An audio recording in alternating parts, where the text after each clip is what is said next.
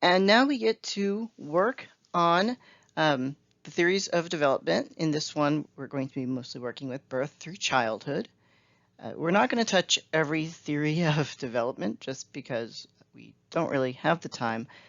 At some point, I am going to make additional videos discussing some of the ones that travel throughout the lifetime.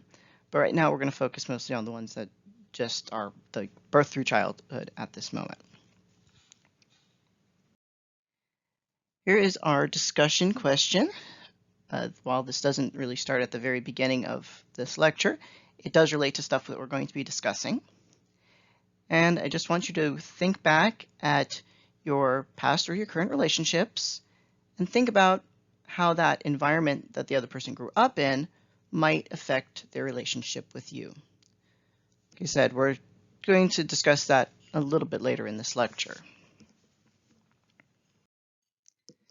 The first theory we get to discuss, at least briefly, is this whole nature versus nurture situation. Now, a lot of us have already been exposed to this on multiple occasions, and I try to weave a little bit of this into some of my other lectures. But in case this is your first lecture watching, here is a little bit about the nature versus nurture debate. Basically, what it comes down to is which one of these things, nature or nurture, really does a lot of changes and actually really influences how we are. Is it primarily genetic, which is nature and our biology, or is it pretty much entirely how we are raised, which is the environment? Now, this has been under debate for a very long time. I don't really know why we're still debating some of this, because we've actually proven that some things are mostly biology, some things are mostly environment, but a lot of things have influence from both.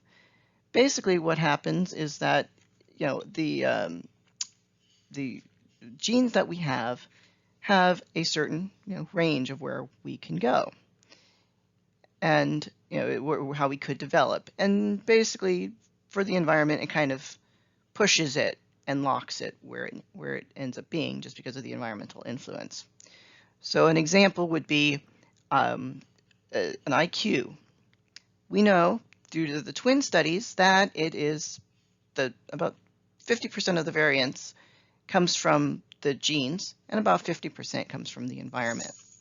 So if everything was 100% biology, both identical twins would have the same score.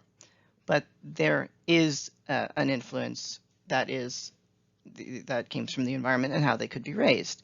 If somebody is raised in a very stimulating environment, their IQ would be higher if they were a twin. However, there are other things like, for example, eye color is pretty much set.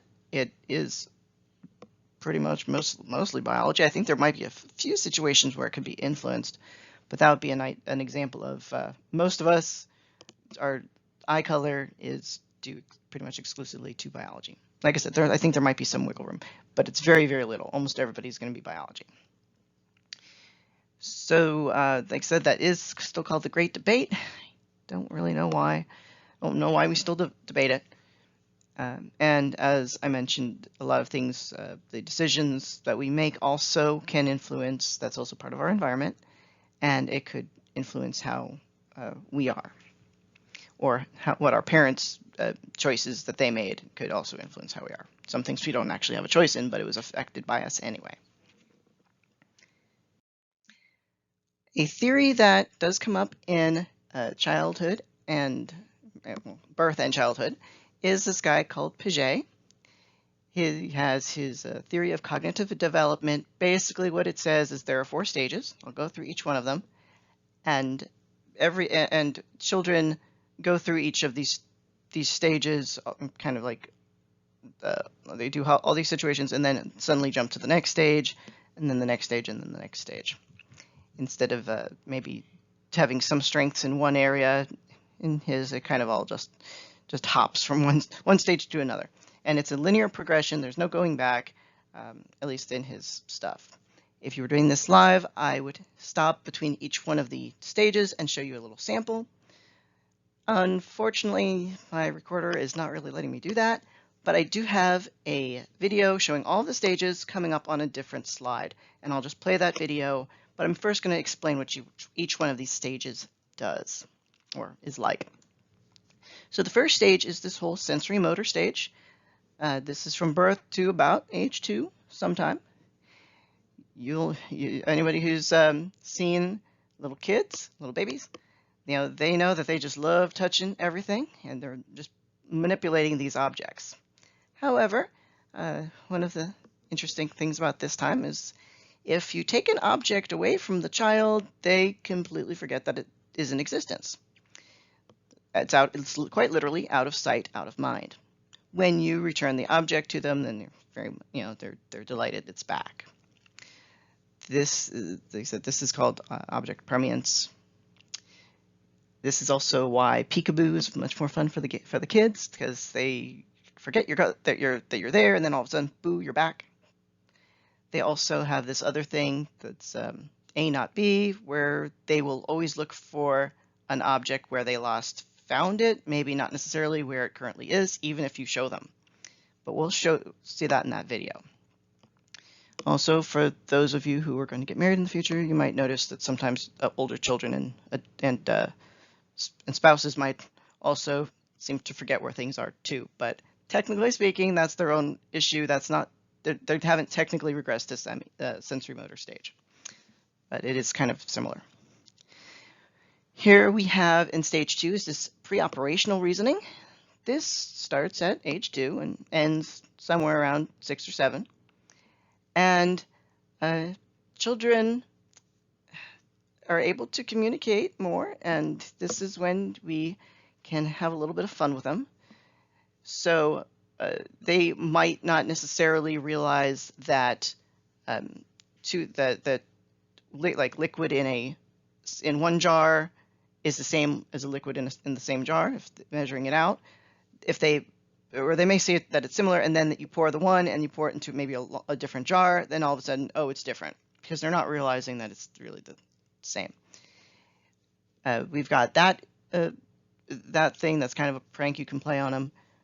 You can also really play with them if you have maybe some cookies, and they might accept if you say, well, if you give them 2 small cookies and you have 2 big cookies, they might actually say that you're completely shared equally because of this whole conservation thing.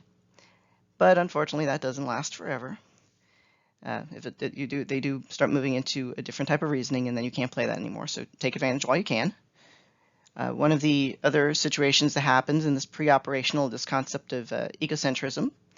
They think everybody sees things the same way they do, or knows the same information that they do or are currently experiencing. So I'll show you an example of just seeing things from a different perspective in the video.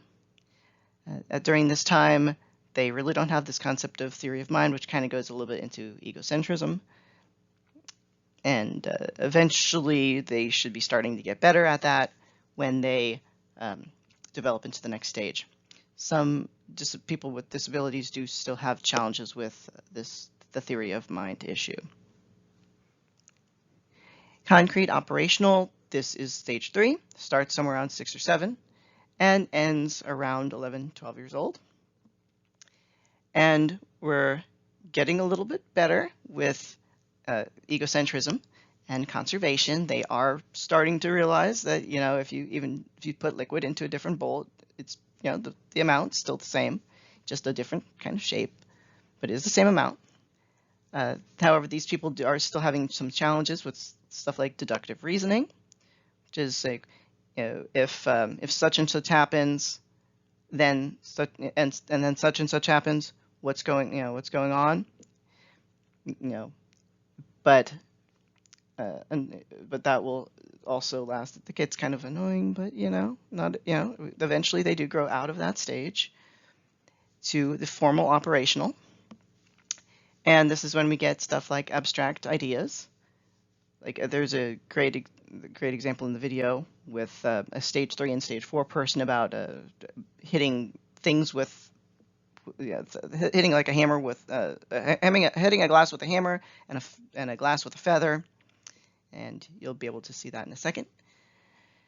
But around stage 4 is when we're supposed to develop into this formal operational, and it's supposed to last through the lifetime. But sometimes, especially recently, I do kind of wonder about what's going on in recent events. But this does have advanced reasoning. So an example could be of an example that most people who are okay with formal operational will understand, but maybe concrete won't. Okay, if a mask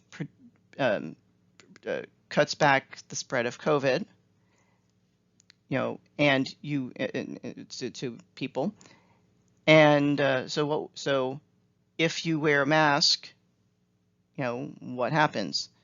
The answer should be, you're stopping the spread of COVID or whatever it is. So a lot of people are currently having challenges with that, but this is all deductive reasoning, and you'll see some better examples, certainly some better examples than I just probably gave in this next video. So here you go.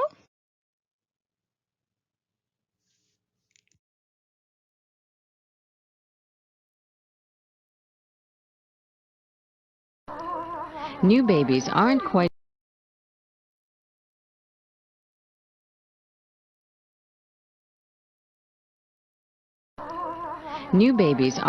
sure what happens to objects when they leave their sight. Sky's mom keeps disappearing and reappearing. No wonder peekaboo is so much fun. During their first year, however, infants will learn an important concept: object permanence. Everything has a life of its own, even if it is out of sight. At Maya's age, babies know to look for the object, but they might not have everything else straight. 10-month-old Simon is about to make a classic mistake. Although he watched us place the toy plane under the white cloth, he'll look for it where he last found it, not where he watched us hide it. Can you look at these two glasses? Do you think that they have the same amount of juice? You think they have the same? Okay. Now we're going to pour this juice into this glass.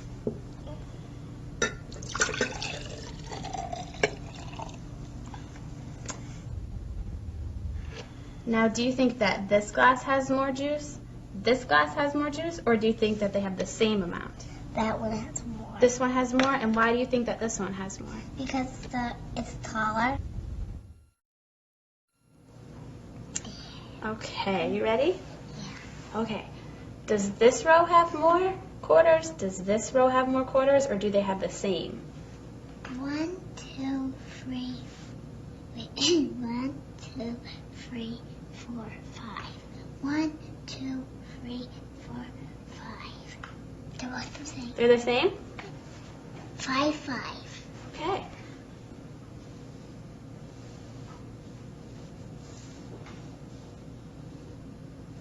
Okay. Does this row have more quarters? Does this row have more, or do they have the same? This one has more. That one has more quarters? Yeah. Why does this row have more quarters? Because it's more far away. It's more far away? Yeah, it's more far away than that. Looks like bigger. All right, we're going to play a game with the graham crackers, and we're going to share them between me and you, okay? Okay. Okay.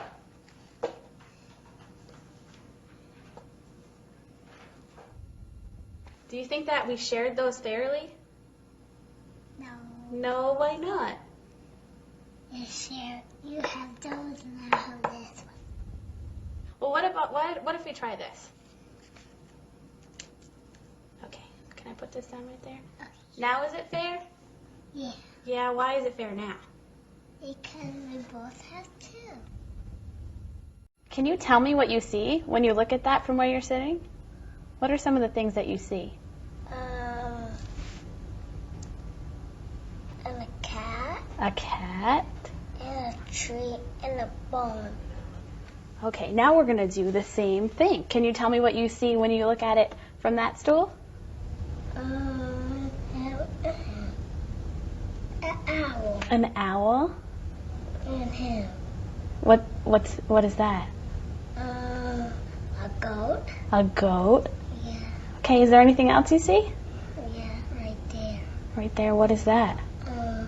A tree. A tree. And that's another little tree. Another little tree. Right. Okay. And can you tell me what I see when I look at this from where I'm sitting right here? An owl. Okay. And a goat. Mm-hmm. And a little tree. And that. And that.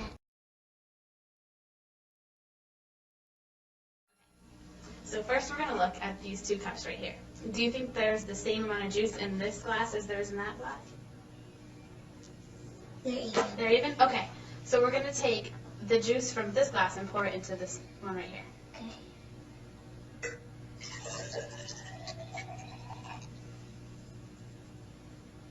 Okay, so now we're going to look at this glass and that one. So do you think that there's more juice in this glass, more juice in this glass, or do you think that they have the same amount? Same amount. Okay, why do you think that they have the same amount? Just because this is skinny doesn't mean it's not the same amount.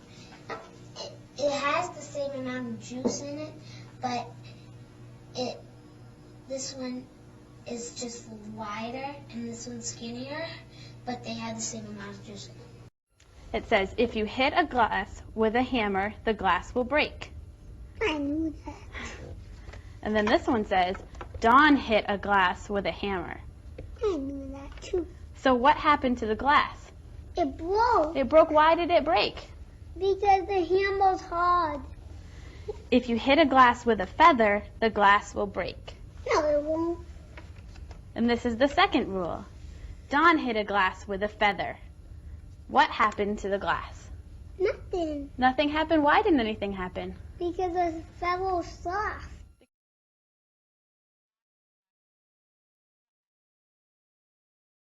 If you hit a glass with a feather, the glass will break. Okay. And the second one, Dawn hit a glass with a feather. What happened to the glass? It broke. And why did it break? Because the rule says if you hit a glass with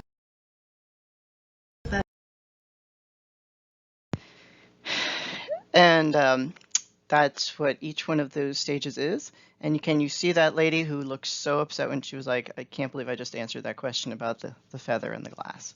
I love it. So, and now we get to move on. And here's actually what we really learned from that theory.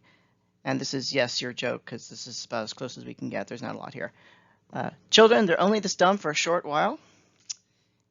Gee whiz, I'd love to go to McDonald's again, but they're closed on weekends. Aww. So enjoy it while you can. Attachment theory. Now we're moving on to something a little bit different. What happens when a young child is separated from their caregiver? Well, if they're at a certain age, they might be a little bit upset and have some separation anxiety, but certainly be very upset when they are, when their main, especially their primary caregiver, has gone. This used to be considered a big problem and actually used to be considered something like a sign of an immature defense mechanism or something like that. And really, that probably wasn't really thought of it wasn't thought of very well, I can tell you that much, but isn't really quite accurate because there might very well be some type of adaptive value for this slight stress out and distress. At least that's what Bowlby believed. Now, if there is an adaptive value, I mean, if we're on the savannah and your caregiver kind of disappears, you very well might get eaten by a lion or something along those lines. But it is, you know, in that case, it certainly would have an adaptive value.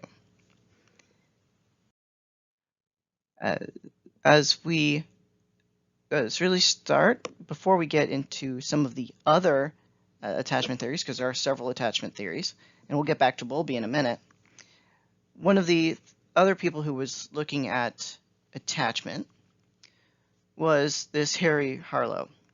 And he really asked, why do infants bond with their mothers? Is it something like a food situation? Is it like a love comfort situation? He wasn't really sure. So I'm going to quickly show you another video, and I will come back to this other importance of early caregiving in just 1 second.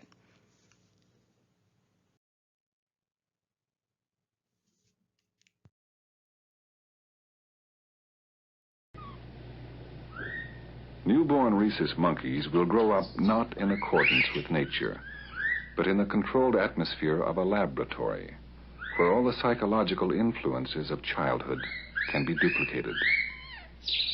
In a classic continuing study, infant monkeys are removed from the mother at birth and raised in semi-isolation. Other individuals can be seen and heard, but there is no physical contact, no interaction. Mother is a bit of plastic and shaggy cloth, a doll with no life of its own, but capable of nourishing the life of an infant.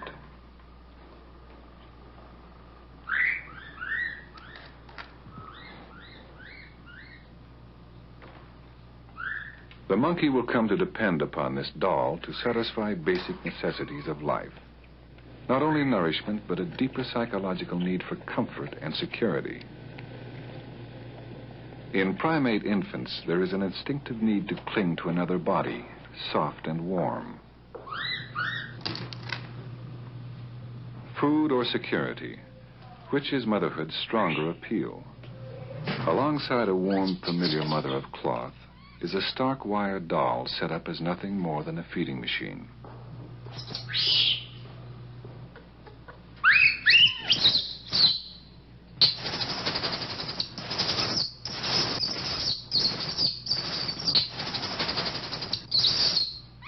The young monkey is placed deliberately on a cloth mother which has no milk to nourish him, but fulfills some fundamental needs.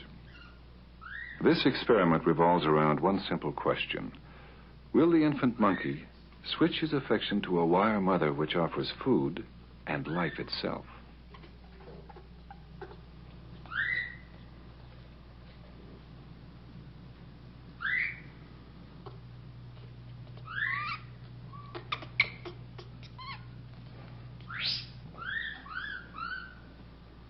Only when forced by hunger does he loosen his grip and begin to yield to nature's most powerful internal drive. From the wire mother, he derives one thing: nourishment. No warmth, no comfort, no feeling of security.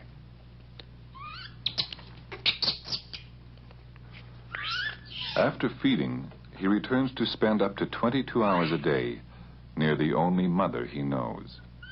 From this inanimate object, the infant derives all the security and mother love he needs.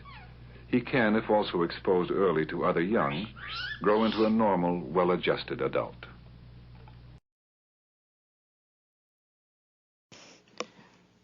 So as we found, well, yes, of course you do have to feed your child. Just being present, that comfort, that love, seems to be actually really much more important. Further work has been done that involved situations such as daycare. We eventually did move off the monkeys, and we do know that early caregiving actually is really, really important, even if it's not the mother who's doing that. Early caregiving can actually help improve executive function as it grows over. As the animal grows, animal or human does get older. It also helps alleviate the stress at the younger age. And actually, when it comes down to it, it's a lot of times it's the stress that eventually screws up the executive functioning development. But this is really an area that we are still researching. We do know something at least. And this is also an evidence to suggest that perhaps investment in daycare, good daycare for human young, might actually break stuff like like some cycles of abuse, cycles of stress, etc.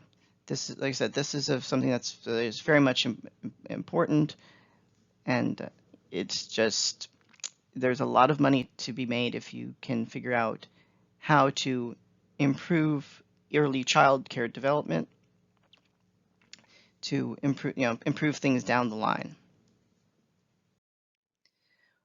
We mentioned a guy named Bowlby a few slides ago, but one of his students actually continued his work because he really was interested in attachment, and this is Mary Ainsworth. She does appear periodically on the Psych GRE, so she's an important person to at least know the basics of. What she does is she really was interested in this concept of attachment style, which is where we're going to be going for the next few slides. What she did is she took a mom and a baby. They interacted in this little controlled laboratory environment. The mom would leave for a while, come back, and really they were watching how the baby reacted when mom was gone, as well as when mom returned. And they divided several attachment styles, which we'll get right back into. But first, let me show you really what they were really doing. But can the essential elements of home life be translated into a standard laboratory setting for controlled scientific study? After conducting extensive observations of parents and children at home, a student of Bowlby's, Mary Ainsworth, devised such a procedure called the strange situation, which places the child under some stress. It has become the most widely used, standardized way to assess the quality of a child's attachment to their caregiver. Here the researchers are recording how 14-month-old Lisa responds in this attractive but unfamiliar setting. How will she react to a stranger? What will happen when her mother leaves the room? And when she returns? It's Lisa's behavior when her mother returns, what psychologists call the reunion, that they are particularly interested in. Most importantly is to look for the type of balance that a child strikes between an attachment need and, on the other hand, to explore the play material.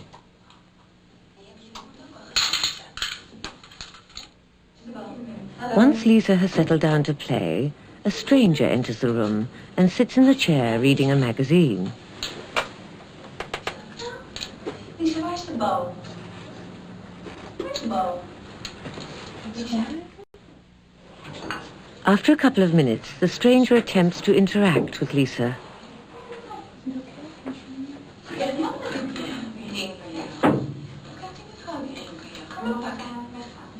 Soon after, Lisbeth gets a cue to leave the room.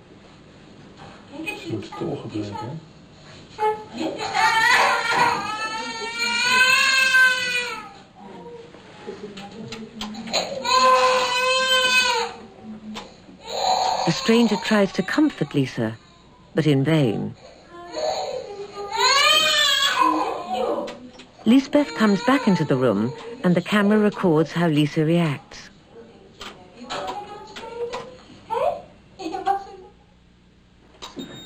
Now the first part of the procedure is over, and Lisbeth settles Lisa down again. The stranger leaves them alone together.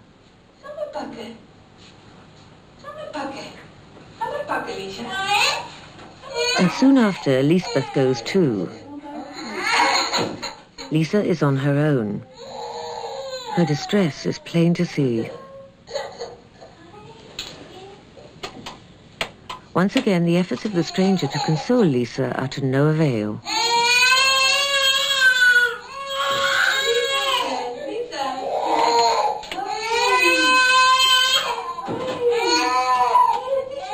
But Lisbeth manages to calm her almost at once, and shortly afterwards the observation ends. Lisa showed outward signs of what's called secure attachment. And while we know Lisa here has secure attachment, there are other forms of attachment. Unfortunately, I wasn't able to get a video of strange situation as well as all of the other attachment options. So I'm going to discuss the other attachments and then show you another video with a few of the other options. But can the essential elements of home life be translated into a standard laboratory setting for controlled scientific study? After conducting extensive observations of parents and children at home, a student of Bowlby's, Mary Ainsworth, devised such a procedure called the strange situation, which places the child under some stress.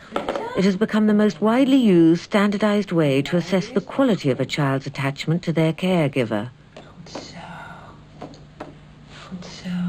Here the researchers are recording how 14-month-old Lisa responds in this attractive but unfamiliar setting. How will she react to a stranger? What will happen when her mother leaves the room? And when she returns? It's Lisa's behavior when her mother returns, what psychologists call the reunion, that they are particularly interested in. Most importantly is to look for the type of balance that a child strikes between an attachment need and, on the other hand, to explore the play material.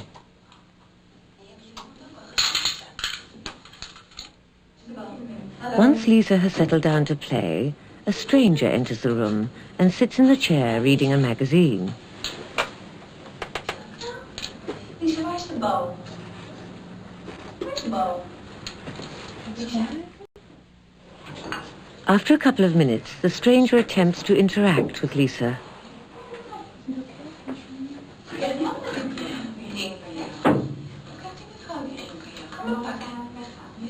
Soon after, Lisbeth gets a cue to leave the room.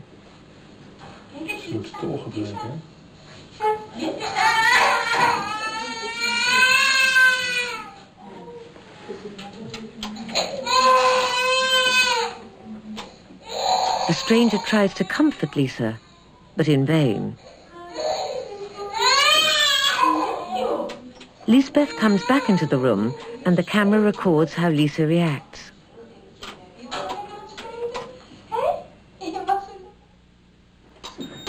Now the first part of the procedure is over, and Lisbeth settles Lisa down again. The stranger leaves them alone together.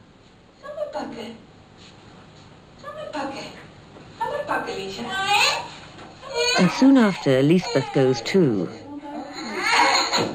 Lisa is on her own. Her distress is plain to see. Once again, the efforts of the stranger to console Lisa are to no avail.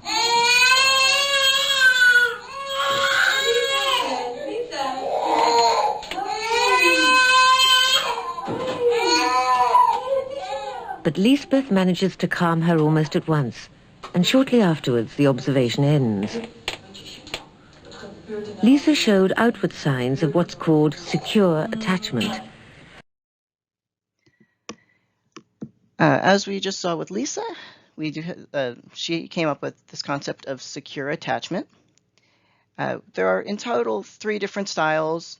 Technically speaking, there's a 4th, but quite frankly, most of the books only say there's 3 because fearful is apparently fairly rare. I've never seen an example of fearful basically in any video I've ever watched. Most books don't even reference that fearful exists. So for purposes of anything, you could just say that there are 3 styles. As we just showed, that we have secure attachment. We also have this avoidant attachment. And we have this concept of, well, this other one comes up in 3 different names.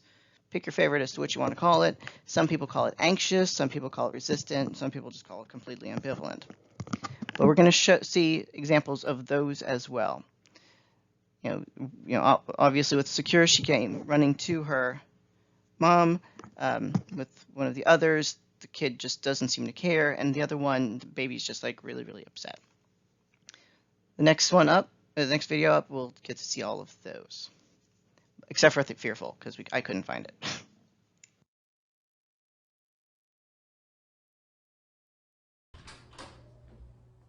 This experiment, which I watched through a two-way mirror, is designed to gauge how secure is the crucial relationship between mother and child.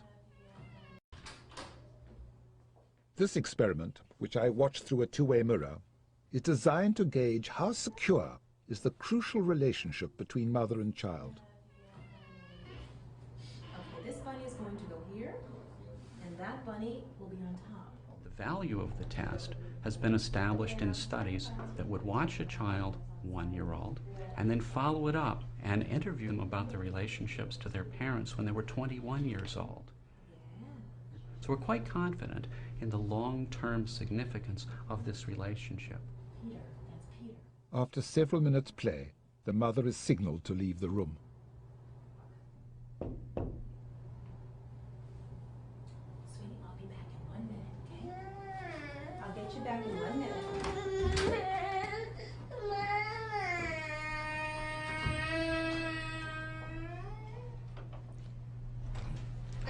It's upsetting for you. Shame, I feel. But she'll survive.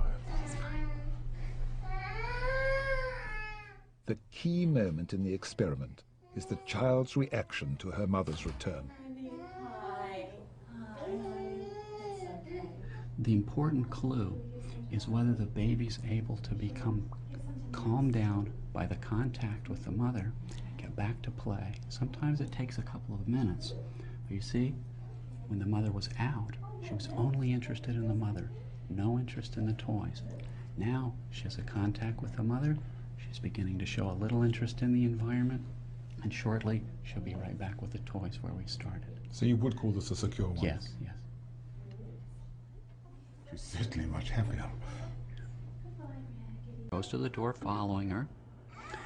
Now, we sent the mother right back in, but the point here is not to distress the baby. We're just trying to challenge it. The baby puts her hands to her face in a sad expression, puts her face down.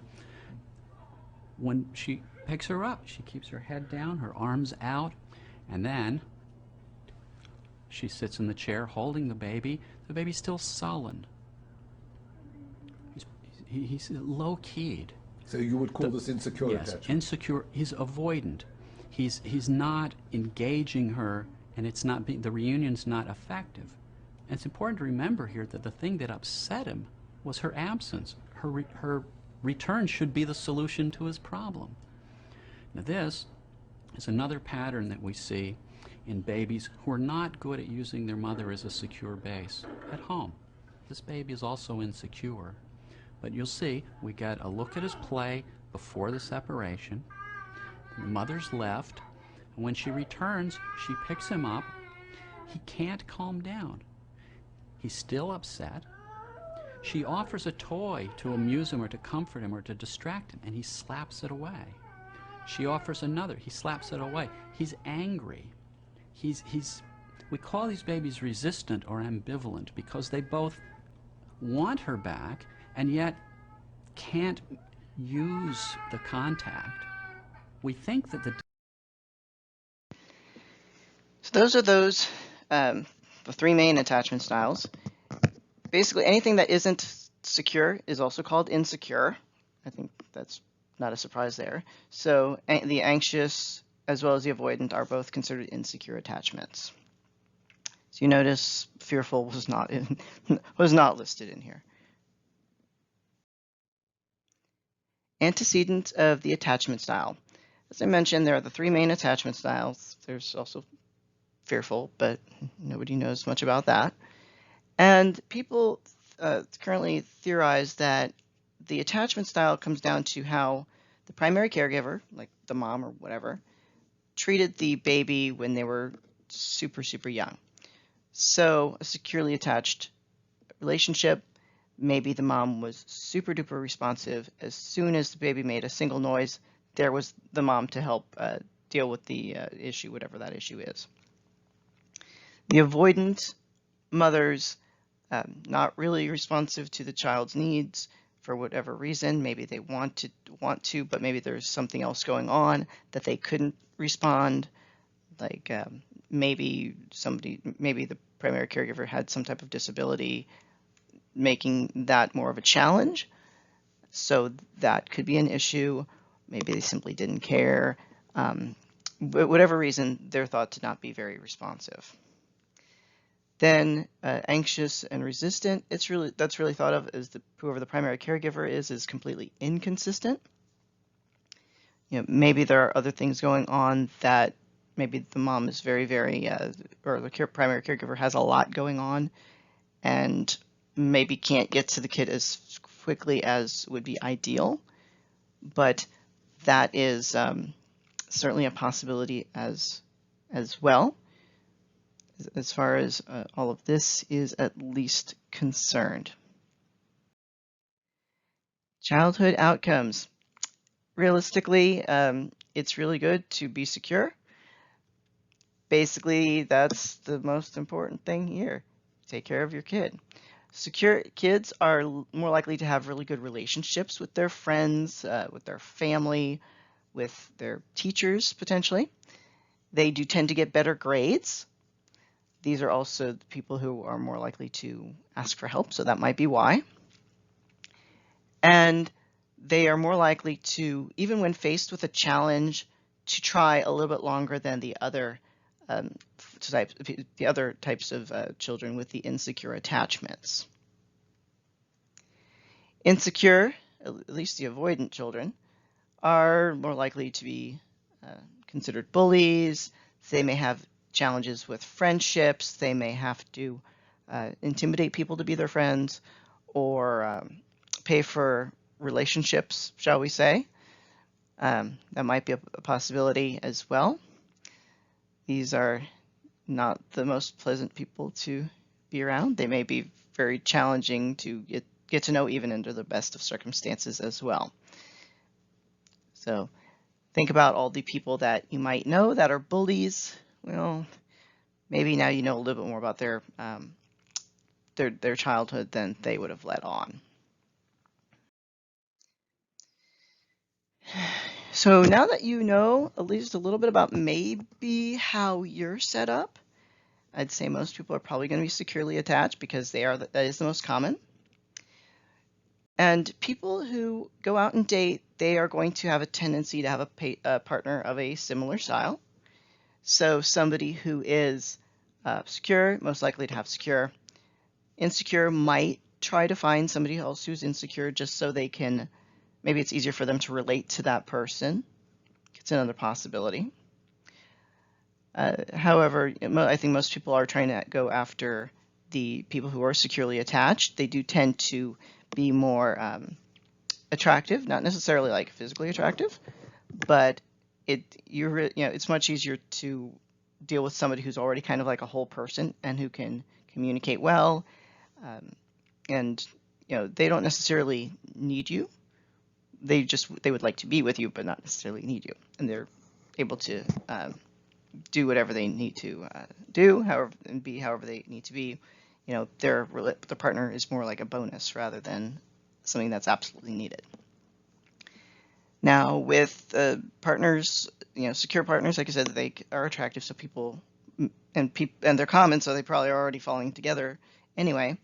But even if you have a partner that is of a different style than you can actually be influenced by that. So, or actually a similar style to you can be influenced as well. So two anxious people might influence each other to be kind of worse, I suppose.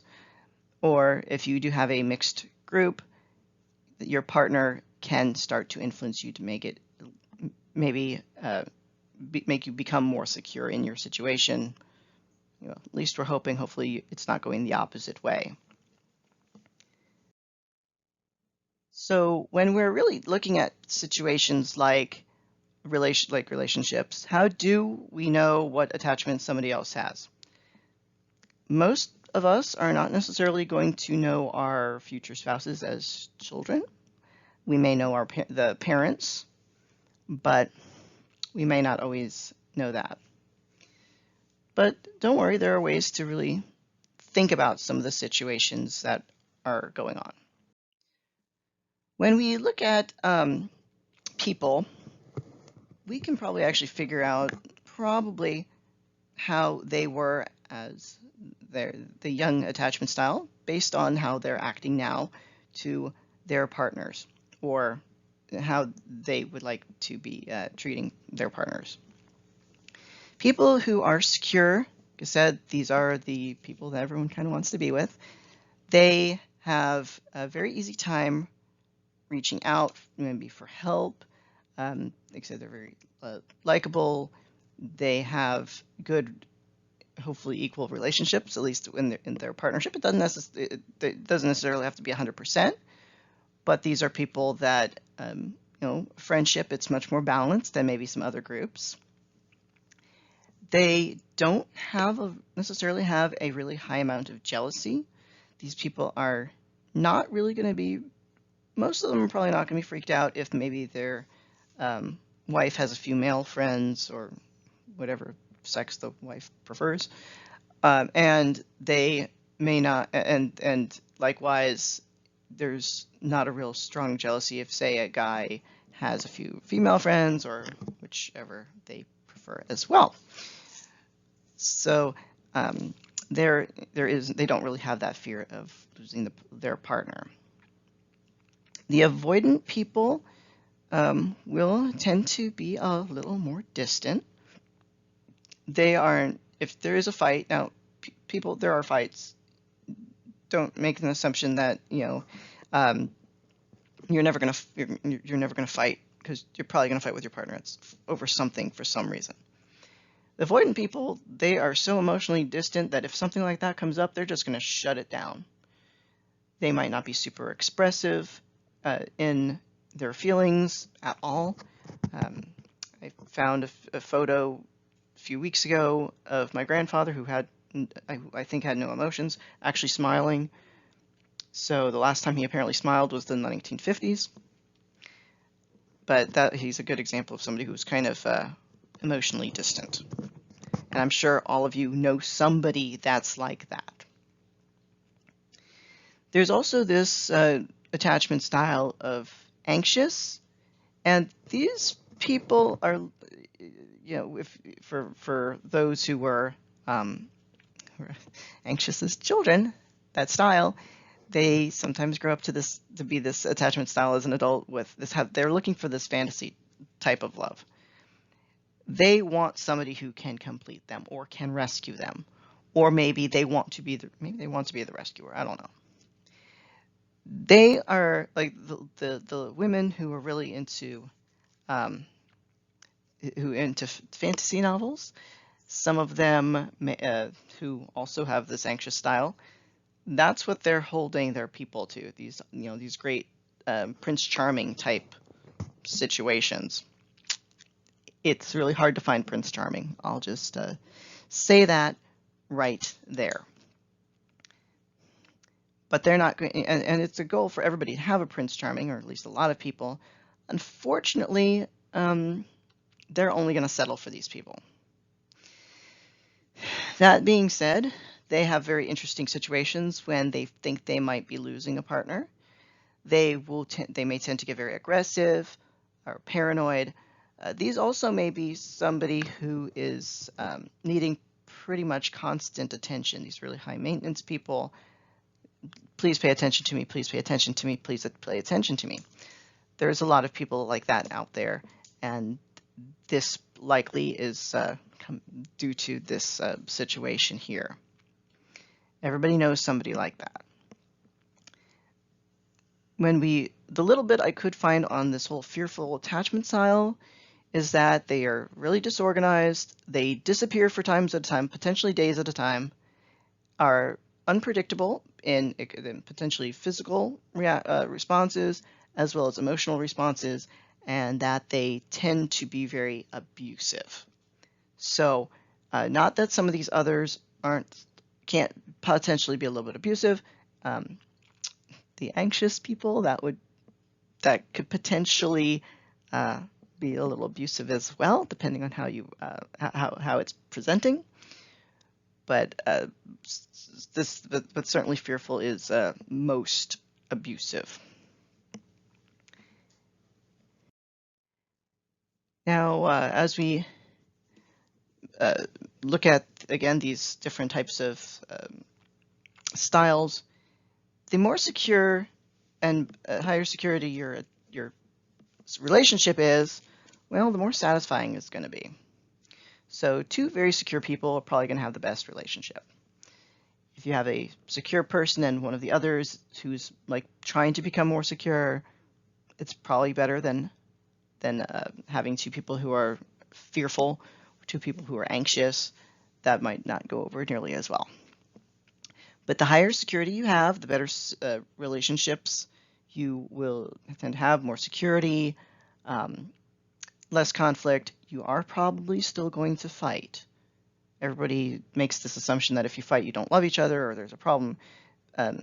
Depending on what culture you're in, it just might be expected.